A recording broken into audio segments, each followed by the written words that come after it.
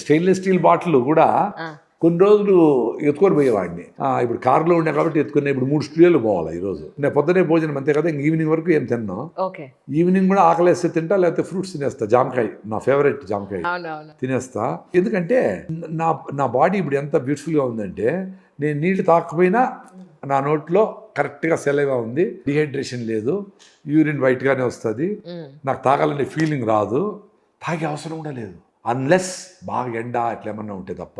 ఎందుకంటే ఒకటేసారి ఫుడ్లోనే బాగా ఫ్రూట్స్ ఇవి అవన్నీ రాగి జావా పొద్దున్నే అన్నీ తొక్కేసి ఉంటాం కదా. సో బాడీ కావాల్సినంత మాయిశ్చర్ రిటెన్షన్ చేసుకొని మెంటల్గా ప్రిపేర్ అయ్యింటా. ఇక సాయంత్రం ఏం పెట్టామా నీకు, నీళ్ళు తప్ప అని. అందుకని క్యారీ చేస్తాడు, లేకపోతే ఇది కూడా అవసరంలే. ఇది కూడా కండిషన్ నాకు తెలిసింది. అంటే ఈ బాటిల్ పెట్టుకొని పోతాడు, అది ఆడిసి పెట్టేమో ఆందోళన. దీనబ్బా అది లేకుండా ఎట్లా బతకవచ్చునా చూసుకున్నా. It is possible. అంటే మీరు ఇంటి నుంచి వచ్చేటప్పుడే మంచి భోజనము, మంచిగా నీళ్లు తాగేసి బాగా వాకింగ్ రన్నింగ్ చేసి ఫిట్గా బయట వచ్చేసారు అనుకోండి, ఏమవసరం లేదు. పని అయ్యేందుకు మళ్ళీ ఇంటికి వెళ్ళేందుకు ప్రశాంతం. ఇప్పుడు ఏ జంతువు అయినా అంతే కదా, పరిగెత్తికి జింకను పట్టుకొని ఫుల్గా అది 3 రోజులు చెట్టు మీద పడుకుంటుంది. మరి 2-3 రోజుల వరకు దానికి ఆకలి అనిపించదు. జింక పోతా ఉంటే కూడా అది చూస్తుంది, గమనైపోతుంది. దానికి ఆకలి లేదని దీనికి తెలుసు, అది దీనికి అవసరం లేదు దానికి తెలుసు. కాబట్టి ఆ రిలేషన్షిప్ అట్లా ఉంటుంది. మళ్ళీ ఎప్పుడు పరిగెత్తుంది అంటే పులి ఇంకా నేను ఆకలితో చచ్చిపోతాను అనుకునేటప్పుడే పరిగెత్తాను. మధ్యలో ఒకసారి తమాషకు పరిగెత్తాది, అప్పుడు దొరకదు. ఎందుకంటే జింకకి ప్రాణ సంకటం, పులికి ఆట. ఆకలి రియల్ ఆట కాదు కదా, దీనికి రియల్గా ఆకలి అయినప్పుడే దొరికేది. అందుకే 90 సార్లు దొరకదు జింక. మనం కూడా నిజంగా ఆకలి అయినప్పుడు తినాలి. Very simple. నిజంగా ఆకలి ఎప్పుడైతుంది, నువ్వు కరెక్ట్ ఫుడ్ పెట్టినప్పుడు కరెక్ట్గా ఆకలి అవుతుంది. కరెక్ట్ ఫుడ్ అంటే ఏంది, ఏ ఫుడ్ తింటే నీకు అట్లీస్ట్ 6 hours 8 hours ఫుడ్ మీదకే మైండ్ పోకపోతే కొన్ని కూరగాయలు, కొన్ని ఆకుకూరలు, అంత మిల్లెట్స్, అంత ఫ్రూట్ అన్నీ కలిపి బ్యాలెన్స్డ్గా ఫుల్గా తినేస్తే అంత తినే టైమే లేదు కదా ఇప్పుడు. అదే కదా సార్. ఇప్పుడు మీరు అంటున్నారు వెజిటబుల్స్ ఫ్రూట్స్ అని. ఫ్రూట్స్ మనం పెస్టిసైడ్స్ వేసే పండిస్తున్నాం, వెజిటబుల్స్ పెస్టిసైడ్స్ వేసే పండిస్తున్నాం, బియ్యం అన్నీ అలా పండినవే. ఇక మా నాన్నగారు చెప్పినట్టు ఇప్పుడు గాల్లోనూ ఆ క్వాలిటీ లేదు, మట్టిలోనూ క్వాలిటీ లేదు, మన తిండిలోనూ క్వాలిటీ లేదు అనుకున్నాం. మరి ఇంకేం తిని బతకాలి మనం? అంటే ఇప్పుడు ఉండే వాటిల్లోనే ఏది తింటే బెటర్ అని చూసుకోవాలండి. Very simple. ఇప్పుడు మిల్లెట్స్కి ఎవరు మందులు కొట్టరు. మిల్లెట్స్ రాగులకు సజ్జలకు మందులు కొట్టరు, ఎందుకంటే దాంట్లో రైతు డబ్బులు రాని దగ్గర వీడు మళ్ళీ 5,000 పెట్టి 10,000 మందులు కొడతాడు. వాడికి వచ్చేది మొత్తం 5,000 10,000. కాబట్టి రాగులు, సజ్జలు, జొన్నలు బేసికలీ కెమికల్ ఫ్రీ ఉంటాయి. మిల్లెట్స్ కూడా అంతే, కొర్రలు, సాంబారని. మిల్లెట్స్ ఎక్కువ రేట్ అనుకుంటే రాగులు, సజ్జలు, జొన్నలు తినే ఈక్వల్గా మీకు రిజల్ట్స్ వస్తుంది. మీరు రైస్ బదులు జొన్న రవ్వతో అన్నం ఉడకబెట్టుకొని దాంట్లో కూరలన్నీ వేసుకొని 5 రోజులు తినండి, మీకు డిఫరెన్స్ తెలుస్తుంది. అరే ఆకలి కాలేదే అనిపిస్తుంది, ఎనర్జీ ఉంటుంది, మత్తు ఉండదు, నిద్ర వచ్చినట్లు ఉండదు. అందరూ తింటా ఉంటే కూడా మీకు తినాలని అనిపించదు. That is the beauty.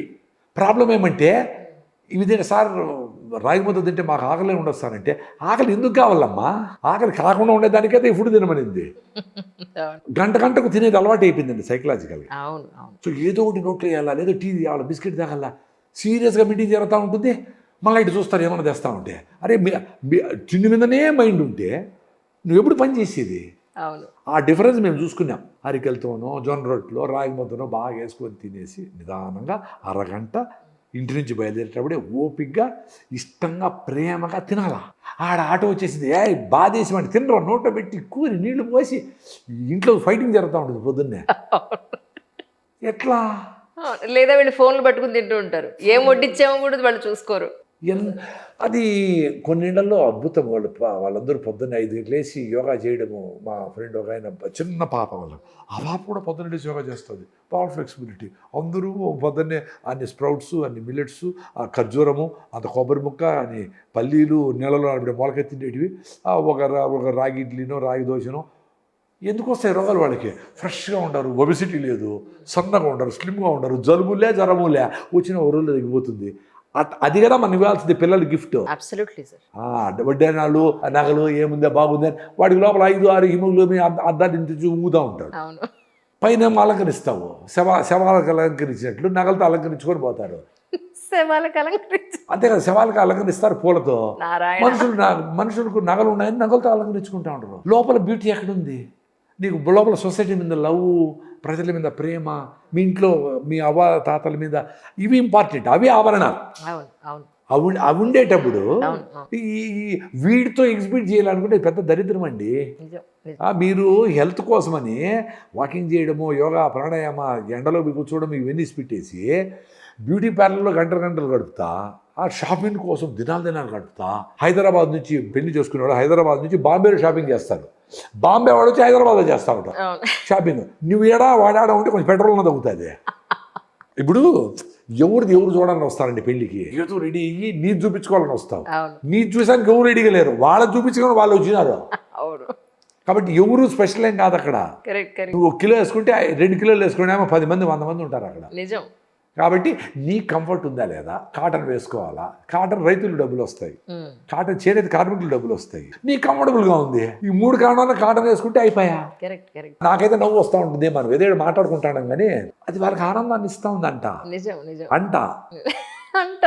మరి వాళ్ళ రిపోర్ట్ చూసుకున్నప్పుడు హిమోగ్లోబిన్ ఆరైపోయింది, అనవసరంగా ఏదో అవుతా ఉంది, థైరాయిడ్ పోయింది, మాత్రలు వేసుకోవాలా, ఓపికే లేదు, టైర్డ్ అయిపోతాడము, 10 నిమిషాలు నిలబడుకోలేకుండా ఉండము.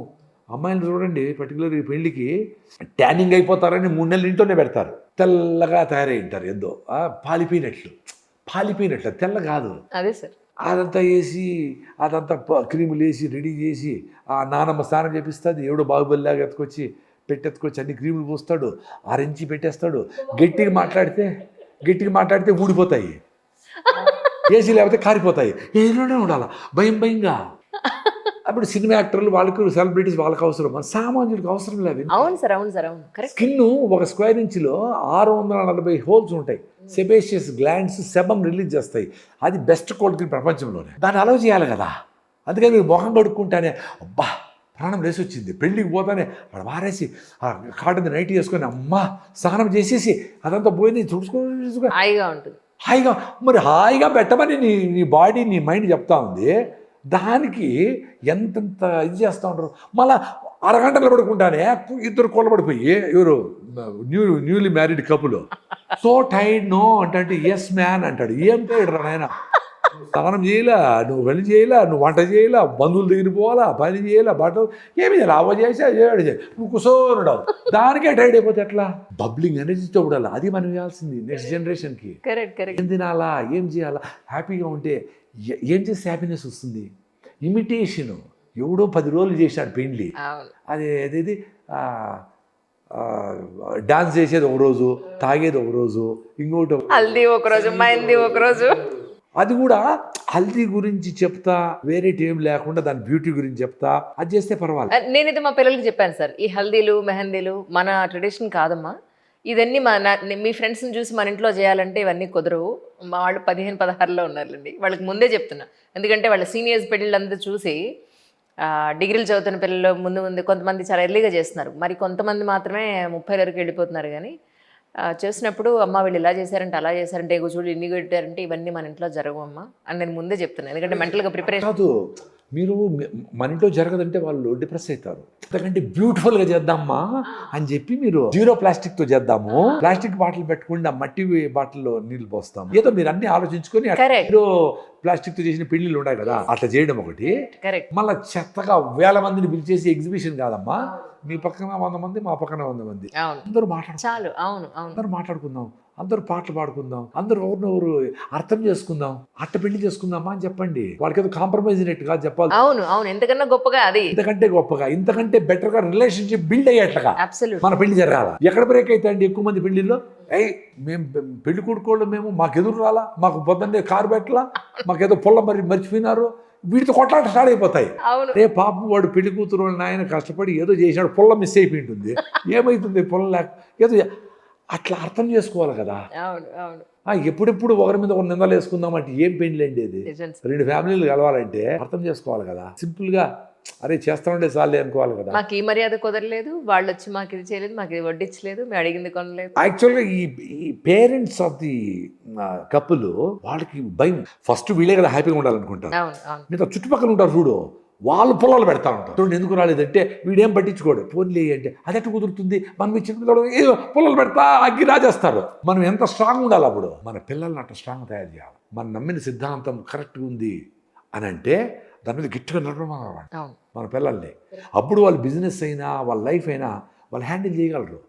వీళ్ళు చెప్పి వాళ్ళు చెప్పి నేను ఈల్డ్ అయిపోతా ఉంటే లూజ్ పర్సనాలిటీ ఎట్లుంటారు? 100 షాపులు తిరిగి చీర తెచ్చి మళ్ళీ ఫ్రెండ్స్ దగ్గర పెట్టి అందరి దగ్గర ఒపీనియన్ తీసుకొని ఒక ఆమె బాగాలేదంటే డిప్రెషన్కి వెళ్ళిపోయి మళ్ళా పోయి రిటర్న్ ఇచ్చి ఎక్కడున్నాం మనము?